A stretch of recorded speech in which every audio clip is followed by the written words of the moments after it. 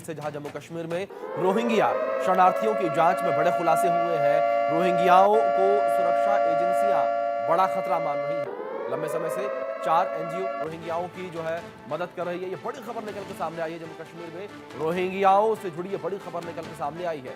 रोहिंग्याओं को सुरक्षा एजेंसियां इस वक्त बड़ा खतरा मान रही हैं और लंबे समय से 4 एनजीओ रोहिंग्याओं की सहायता कर रही हैं। रोहिंग्याओं ने गैर कानूनी तरीके से आधार कार्ड बनवाए हैं। जम्मू में 61 रोहिंग्याओं ने आधार कार्ड बनवाए हैं। बड़ी खबर है और 97 कार्ड बने हैं। ये बड़े खुलासे जो है निकल के सामने आ रहे हैं। रोहिंग्याओं को सुरक्षा एजेंसियां इस वक्त बड़ा खतरा मान रही हैं देश की सुरक्षा के लिए और 4 एनजीओ रोहिंग्याओं की मदद भी कर रही हैं। और यहाँ पर रोहिंग्याओं के गैर कानूनी तरीके से आधार कार्ड भी बनाए गए हैं। कश्मीर में 97 रोहिंग्याओं के आधार कार्ड बने हैं। जम्मू में रोहिंग्या शरणार्थियों की जांच में बड़े खुलासे हुए हैं। रोहिंग्याओं को सुरक्षा एजेंसियां इस वक्त बड़ा खतरा मान रही हैं। ये बड़ी खबर जो इस बीच निकल कर सामने आ रही है। रोहिंग्याओं को एक बड़ा खतरा माना जा रहा है। कश्मीर में 97 रोहिंग्याओं के आधार कार्ड बने हैं और बड़ी बात यहां पर यह है कि जो आधार कार्ड बने हैं ये आधार कार्ड गैर कानूनी तरीके से बने हैं। कानूनी तरीके से आधार कार्ड नहीं बने हैं, यानी कि फर्जी दस्तावेज इकट्ठे किए जा रहे हैं रोहिंग्याओं के द्वारा। ये बड़ी खबर आप तक पहुंचा रहे हैं जो इस बीच सामने आ रही है। तो रोहिंग्या जो है वो देश के लिए इस वक्त एक बड़ा खतरा बने हुए हैं और देश की आंतरिक बाहरी सुरक्षा के लिए रोहिंग्या बड़ा खतरा बने हुए हैं। सुरक्षा एजेंसियां जो है वो भी रोहिंग्याओं को बड़ा खतरा इस वक्त मान रही है। और जिस तरीके से खबर निकल कर ये सामने आई है, इस खबर ने हर किसी को चौंका दिया है और कहीं ना कहीं जो आम जनता है उन्हें डरा भी दिया है। इस बीच हमारे सहयोगी आशिक मीर जुड़ गए हैं। सीधे उनका रुख कर लेते हैं अधिक जानकारियों के लिए। आशिक, मैं सीधे आपका रुख करूंगा और जिस तरीके से ये एक रिपोर्ट निकलकर सामने आई है रोहिंग्याओं को लेकर कि बड़ी संख्या में रोहिंग्या जो है कि फर्जी तरीके से आधार कार्ड बनवाए जा रहे हैं, किस तरीके से सुरक्षा एजेंसियां अलर्ट मोड पर है और किस तरीके से सुरक्षा एजेंसियों ने चिंता व्यक्त की है कि रोहिंग्या जो है वो देश के लिए एक आत्मघाती हमले के बराबर ही है। में हालात बने हुए हैं और इनको लेकर जो है अब जो यहाँ पर शरणार्थी रोहिंग्याज है उनके ऊपर भी अब शिकंजा कसता जा रहा है, क्योंकि सुरक्षा एजेंसी को अब ये लग रहा है कि ये रोहिंग्याज जो है सिक्योरिटी थ्रेट बन सकते हैं। क्योंकि अगर हम देखें पाकिस्तान लगातार ये कोशिश करता है कि उनको किस तरह से सॉफ्ट टारगेट्स मिले।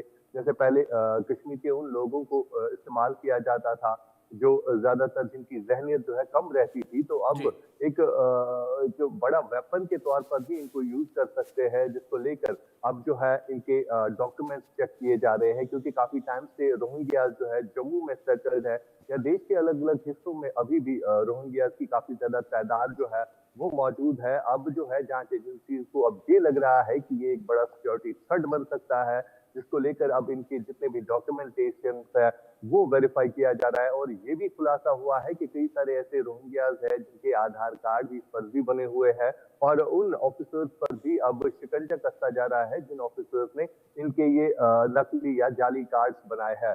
साथ साथ आपको ये भी बता दें कि जिस हिसाब से लगातार अब आवाज उठ रही है, चाहे जम्मू कश्मीर या देश के अलग अलग कोनों से, कि किस तरह से ये रोहिंग्या जो है थ्रेट बनता जा रहा है देश के लिए, तो देश के लिए देश की सुरक्षा एजेंसी को भी अब ये लगने लगा है कि ये वाकई तौर पर एक बड़ी परेशानी बन सकती है, जिसको लेकर अब इनको डिप्यूट करने की मांग जो है बार बार उठ रही है अब से। बिल्कुल आशिक, दूसरी ओर अपडेट यह भी निकलकर सामने आया कि 4 एनजीओ ऐसी हैं जो रोहिंग्याओं की मदद कर रही हैं। क्या इन एनजीओ के नाम सामने आए हैं और ये एनजीओ जो मदद कर रही हैं किस प्रकार से इन रोहिंग्याओं की सहायता करती ये एनजीओ नजर आ रही हैं? देखिए बिल्कुल अभिषेक, अगर हम जम्मू के इन इलाकों में बात करें जहाँ पर ये रोहिंग्याज जो है सेटल्ड है और जहाँ पर इन्होंने डेरा जमाए रखा हुआ है, तो वहाँ पर कई सारी ऐसी एनजीओज है जो इनको बाकी चीजों की सहूलियात देती है, बाकी चीजें फराहम करती है। जैसे अगर किसी रोहिंग्या को जॉब के लिए वहाँ पर जरूरत होती है तो उनको जॉब प्रोवाइड करते हैं, बाकी बेसिक फैसिलिटीज जो है इनको प्रोवाइड की जा रही है। लेकिन अब ये जो एनजीओज है इनके ऊपर भी अब कानूनी कार्रवाई हो रही है, इनकी भी पूछताछ की जा रही है आखिर ये एनजीओ किस तरह से फंक्शन कर रहे हैं। और खास तौर पर जब से ये आवाज उठने लगी है देश के हर एक जगह से कि रोहिंग्या को वापस रिक्रूट करने की जरूरत है, और अब जो है नई सिरे से इनकी वेरिफिकेशन भी की जा रही है कि किस तरह से ये यहाँ पर सेटल्ड है और कैसे इनका कारोबार भी चलता है, कैसे ये अपनी डे टू डे लाइफ में चलते हैं। लेकिन सबसे बड़ा कंसर्न जो है सिक्योरिटी कंसर्न है, जिसको लेकर अब जांच एजेंसियां भी अब इनकी तहकीकात में लगे हुए हैं अभिषेक। आशिक, जिस तरीके से आपने जांच का जिक्र किया, क्या ये जो एनजीओ है, 4 एनजीओ जो लंबे समय से रोहिंग्याओं की सहायता कर रही हैं, इनकी जो फंडिंग है उसको लेकर जांच की जा रही है? क्योंकि अक्सर हमने देखा है, ज्यादातर ऐसे मामले सामने आए हैं, विदेशी फंडिंग जिस तरीके से मदरसों में मिलती नजर आती है और वहां से तालीम जो दी जाती है वो बच्चों को बिगाड़ने की दी जाती है, देश विरोधी गतिविधियों में शामिल होने की दी जाती है। ऐसे ही क्या इन एनजीओ का भी किस तरीके का कोई कनेक्शन सामने आया है कि विदेशी पैसा इनके पास पहुंच रहा है? देखिए, अभिषेक, फिलहाल जिस हिसाब से इन 4 एनजीओ के नाम सामने आए हैं, तो जी। जांच एजेंसी की तरफ से इन पर वेरिफिकेशन करना जो है शुरू हो चुका है। यानी जी। अभी ये कहना कबल वक्त होगा कि फंडिंग किस तरह से इन एनजीओ को होती है। लेकिन फिलहाल जिस हिसाब से अब जिन गतिविधियों में जिस हिसाब से ये रोहिंग्या वहाँ पर फंक्शनल है, काम करते हैं, इनको लेकर जो है एक बड़ा कंसर्न भी बनता जा रहा है। जांच एजेंसियां इस पर लगी हुई है और आने वाले दिनों में कोई ना कोई बड़ा खुलासा इस पर निकल के सामने आएगा कि आखिरकार किस तरह से ये 4 एनजीओ जो है इन रोहिंग्या की मदद करते हैं। हालांकि इससे पहले भी इस तरह के कई सारे मामलात सामने आए हैं। अगर हम बात करें इन्हीं रोहिंग्या की, तो कई सारे वर्कर्स जो है इनके जो है वो पकड़े गए हैं, उनको गिरफ्तार किया गया है, जो कि एंटी नेशनल एक्टिविटीज में इससे पहले भी मुलव्वस रहे हैं। फिलहाल जिस हिसाब से इन पर कार्रवाई की जा रही है, तो आने वाले दिनों में ये सामने आ जाएगा कि किस तरह ये एनजीओ भी इनको मदद करते थे। अभिषेक। जी। दूसरी ओर आशिक, जिस तरीके से अगर बात जम्मू कश्मीर को लेकर की जाए, आतंकवादी गतिविधियां बढ़ी हुई हैं जम्मू कश्मीर में और लगातार आतंकी गतिविधियां देखने को मिलती हैं। ऐसे में रोहिंग्याओं की कितनी है इसमें संलिप्तता देखने को मिलती है?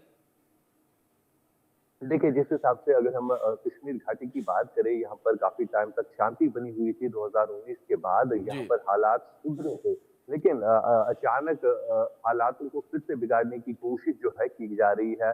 क्योंकि यहाँ पर अगर देखा जाए तो लोकल रिक्रूटमेंट जो है वो काफ़ी कम हो गई थी, स्कूल कटिंग कम हो गई थी। लेकिन इलेक्शंस के बाद जो है ये एक्टिविटीज़ फिर से कश्मीर घाटी में बढ़ गई। हालाँकि जम्मू में कुछ इंसिडेंट्स ऐसे हुए थे जहाँ पर कई सारे लोगों की जानें भी ज़ाया हो चुकी थी। लेकिन फिर से अगर हम देखें तो कश्मीर में फिर से हालातों को खराब करने की कोशिश की जा रही है और कहीं न कहीं जी। इसमें ये भी देखा जा रहा है कि कहीं रोहिंग्याज़ का हाथ जो है इसमें नहीं है। क्योंकि अगर हम लोकल टेररिस्ट सपोर्ट की यहाँ पर बात करें तो वो ना के बराबर था और अचानक इस तरह एंटी टेरर ऑपरेशंस जो है लॉन्च किए जा रहे हैं और अचानक इस तरह से कई सारी ऐसी एक्टिविटीज़ हमने देखी। यहाँ पर कई सारे नॉन लोकल्स पर हमले किए गए, कई सारे एनकाउंटर्स भी देखे गए, जो अचानक ये हुए और इसको लेकर भी अब जो है सुरक्षा व्यवस्था जो है बढ़ा दी गई है। खास तौर जी। पर अब इन्हीं रोहिंग्यास पर जो है सवाल उठता जा रहा है कि आखिरकार किस तरह से रोहिंग्यास यहाँ पर सेटल्ड है। कहीं ये फिर से किसी एंटी एक्टिविटीज में जो है मुलव्वस नहीं है, जिसको लेकर अब इनके ऊपर भी शिकंजा कसता जा रहा है। अभिषेक। बिल्कुल, ज़ाहिर तौर पर आशिक, एक चिंता का विषय लगातार भारत की आंतरिक सुरक्षा के लिए ये बना हुआ है। आप बने रहे आशिक हमारे साथ। इस बीच एक और बड़ी खबर सामने आ रही है, उसका रुख कर लेते हैं, अपने दर्शकों तक ये खबर पहुंचा दें, जहां जम्मू में रोहिंग्याओं के विरोध में प्रदर्शन है और जम्मू में रोहिंग्याओं के खिलाफ हल्ला बोल देखने को मिल रहा है। जम्मू में रोहिंग्या वापस जाओ के नारे लगे हैं, रोहिंग्याओं को वापस भेजने की मांग लगातार की जा रही है। शिवसेना डोगरा फ्रंट का प्रदर्शन देखने को मिला है, तस्वीरें स्क्रीन पर है। ये प्रदर्शन किया गया है रोहिंग्याओं को लेकर, जिस तरीके से रोहिंग्या बसे हुए हैं जम्मू कश्मीर में, उसको लेकर जम्मू में रोहिंग्याओं के खिलाफ हल्ला बोल देखने को मिला है और जम्मू में रोहिंग्या वापस जाओ के नारे लगे हैं। हाथ में तिरंगा झंडा लेकर लोगों ने विरोध प्रदर्शन किया है। शिवसेना डोगरा फ्रंट का यह प्रदर्शन रहा है। जम्मू में रोहिंग्याओं के खिलाफ विरोध जो है वह बढ़ता चला जा रहा है। हमारे सहयोगी आशिक मीर लगातार हमारे साथ बने हुए हैं इस खबर पर अधिक जानकारियों के साथ, सीधे उनका रुख करेंगे। आशिक, जिस तरीके से विरोध इस वक्त बढ़ता चला जा रहा है, इस विरोध को लेकर मैं आपसे समझना चाहूंगा कि आखिर अचानक से रोहिंग्याओं को लेकर विरोध किस तरीके से बढ़ता नजर आ रहा है? क्या बांग्लादेश में जो स्थितियां बनी हुई हैं उन स्थितियों के सामने आने के बाद से ये विरोध तेज हुआ या लोग जो है रोहिंग्याओं को लेकर जागरूक होते नजर आए हैं? हाँ, देखिए अभिषेक, जिस हिसाब से हमने देखा कि जी। बीते कई टाइम से जो है बांग्लादेश में जिस हिसाब से हालात बने हुए हैं और वहाँ पर इसी तरह जो है अब मुल्क हिंदुस्तान के खिलाफ जो है साजिशें रची जा रही है कि किस तरह से अब हिंदुस्तान पर जो है किस तरह से शिकंजा कसना है, और खासतौर पर इनको बैक एंड सपोर्ट जो है पाकिस्तान की तरफ से भी मिलता जा रहा है। ये इनपुट जो है बार बार आ रहा है, और इसको लेकर जो है अब रोहिंग्या जो है एक बड़ी तादाद है रोहिंग्याज की, जो यहाँ पर काफी टाइम से जो है यहाँ पर जो है डेरा जमाए हुए हैं। तो इन पर सबसे पहले नजर जाती है, और जो हालात इस समय जम्मू कश्मीर में बने हुए हैं, खासतौर पर कश्मीर में बने हुए हैं, तो उनको लेकर भी एक बड़ा जो है चिंता का विषय है। और जांच एजेंसी को भी ये लग रहा है कि कहीं ना कहीं देश में हालातों को बिगाड़ने के लिए रोहिंग्या का हाथ भी हो सकता है, और कहीं ना कहीं पाकिस्तान इन लोगों को भी इस्तेमाल कर सकता है, जिस हिसाब से अब लगातार जो है बांग्लादेश हो या पाकिस्तान हो, ये वो कंट्रीज है जहां पर हमेशा हिंदुस्तान मुखालिफ जो है काम होते आ रहे हैं। और आज भी इसी हिसाब से जो है अब बांग्लादेश में हिंदुओं पर जो अत्याचार हो रहा है, उसको लेकर भी जो है कहीं ना कहीं अब रोहिंग्याज की जो रोहिंग्याज पर जो है नजर जा रही है कि जी। कहीं ना कहीं ये देश के लिए एक बड़ा थ्रेट भी बन सकते हैं, जिसको लेकर अब लगातार जम्मू हो या बाकी जितने भी इलाके हो, वहां पर अब यही मांग उठ रही है कि रोहिंग्याज को वापस डिप्यूट जो है किया जाए। फिलहाल जो स्थिति बनी हुई है, बीते कई दिनों से जो है लगातार प्रोटेस्ट चल रहे हैं, चाहे जम्मू या बाकी इलाकों में, और मांग एक ही उठ रही है कि रोहिंग्या जो है एक बड़ा थ्रेट बन सकते हैं। सिक्योरिटी कंसर्न इनके लिए जो है बहुत बड़ा बन चुका है। जी।